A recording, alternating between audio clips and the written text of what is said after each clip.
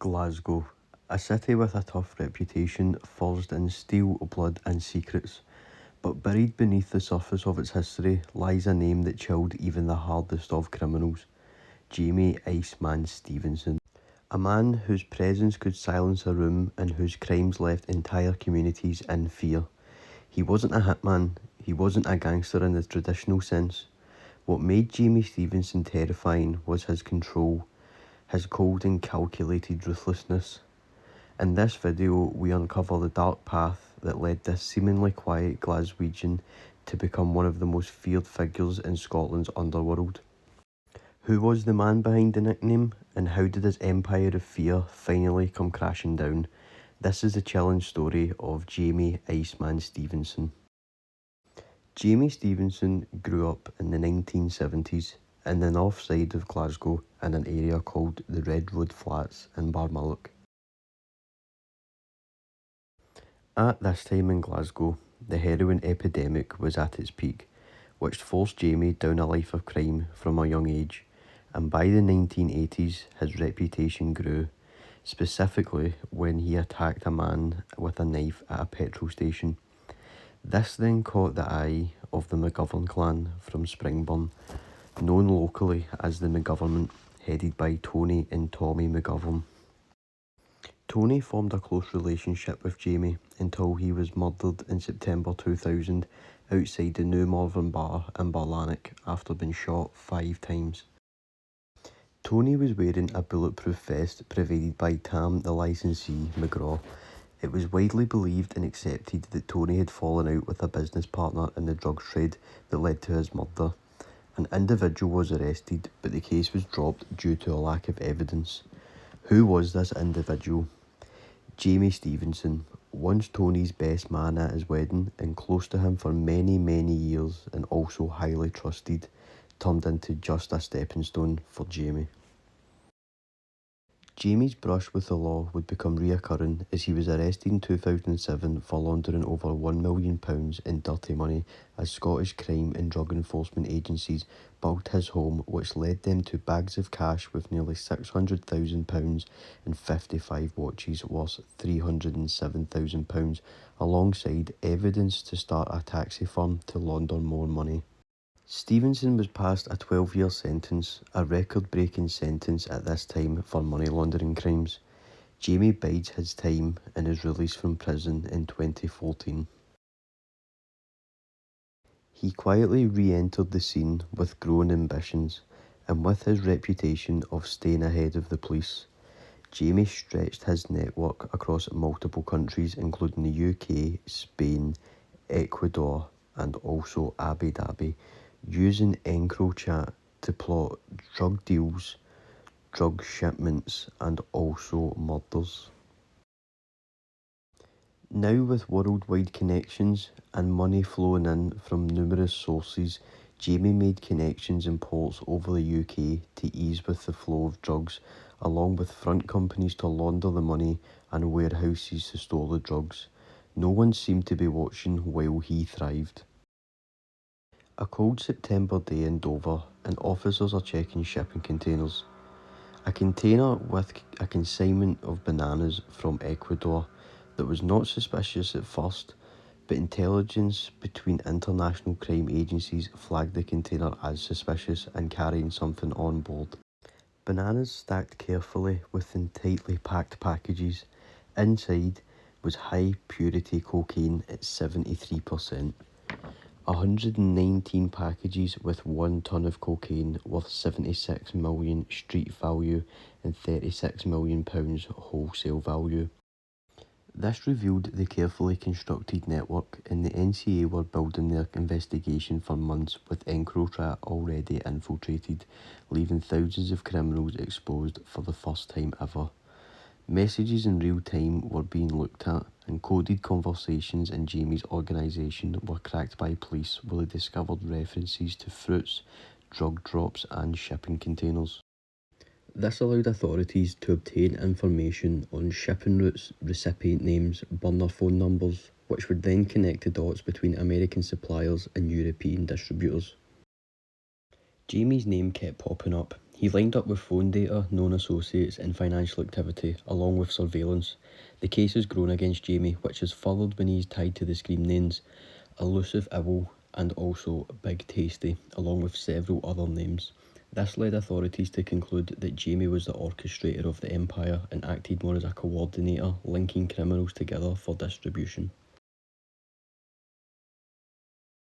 Fresh produce is moved quickly through ports, often with little inspection. Jamie realised this and approached David Bilsland, who was 67 at the time, and was also the director of the Block Cairns Fruit Market in Glasgow, which was a distribution hub for fresh fruit and fish.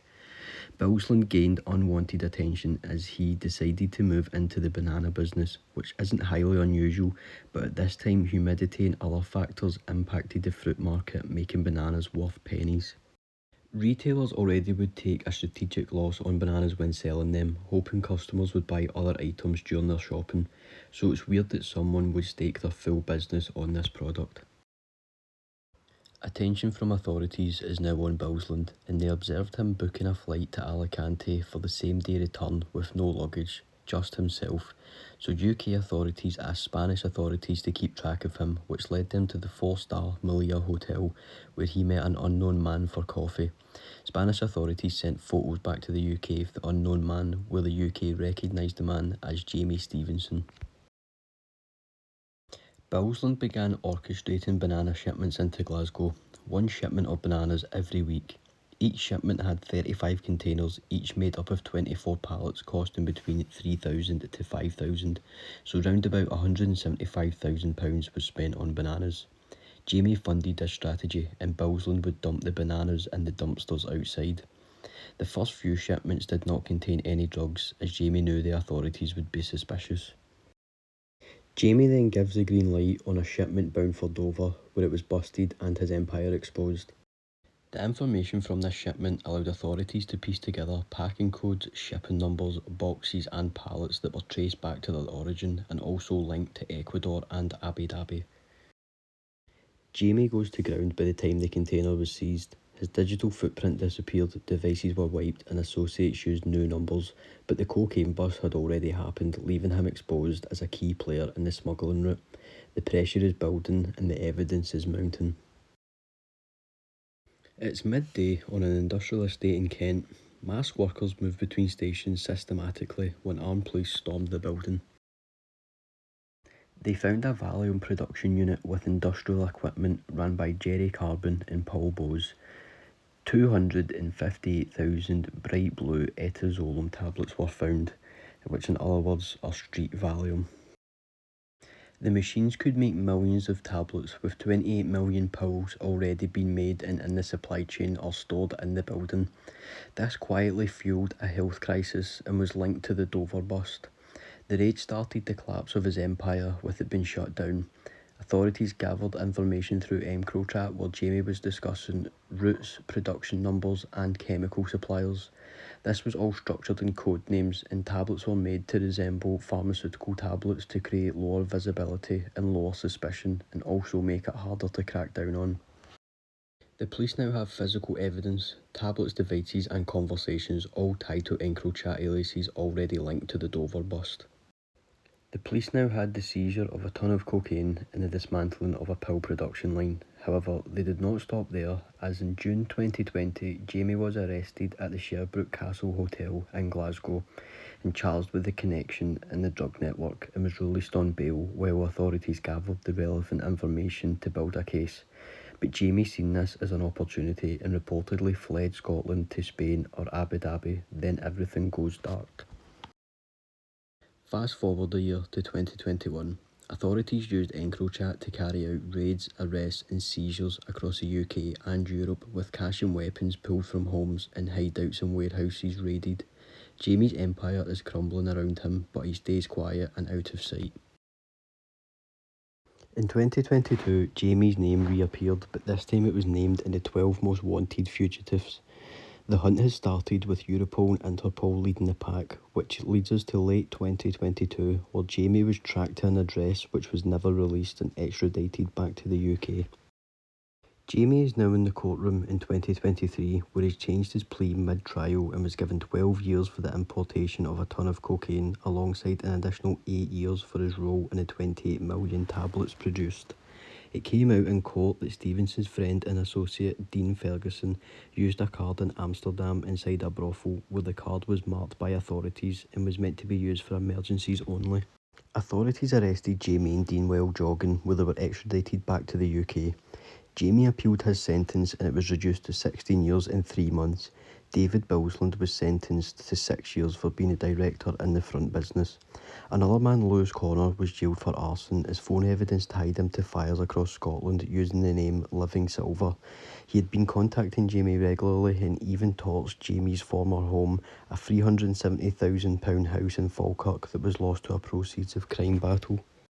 This was proved in the EncroChat messages, which Lewis states, "I'll burn your old gaff to the ground," followed up by, "Burnt to hell, place just took, we'll send someone to take a pic if you want, place was like Blackpool Illuminations when I left."